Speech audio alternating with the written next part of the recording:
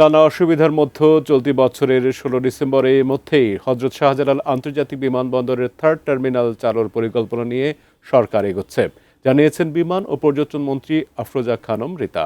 মঙ্গলবার দুপুরে রাজধানীর press institute of Bangladesh, aviation ও ট্যুরিজম সাংবাদিকদের সংগঠন বার্জা ও press institute of Bangladesh PBI আয়োজিত এক কর্মশালার উদ্বোধন অনুষ্ঠানে তিনি একথা বলেন।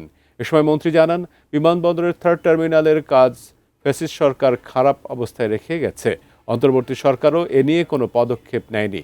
এছাড়া মন্ত্রী বলেন, বিমান মেরামতে বোয়িং ও এয়ারবাসের সঙ্গে এমআরও নিয়েও আলোচনা চলছে। এছাড়া গরিব ও মেধাবীদের স্বল্প খরচে পাইলট বানাতে ফ্লাইং একাডেমির তৈরির পরিকল্পনা তুলে ধরেন বিমানমন্ত্রী। আমাদের নিজস্ব একটা ফ্লাইং একাডেমির দরকার বিমানের, সেটা নিয়ে আমাদের এখন আলোচনার মাধ্যমে আছে। আমরা চাচ্ছি এয়ারফোর্সের ওয়েলফেয়ার ট্রাস্টের সাথে আমরা একটা কোলাবোরেশনে যে বিমান যাবে, একটা ফ্লাইং একাডেমি খুলবো, ওরা ট্রেনিং দিবে, আর যারা ভর্তি হবে তাদের আমরাই পড়াবো, বিমানই পড়াবে।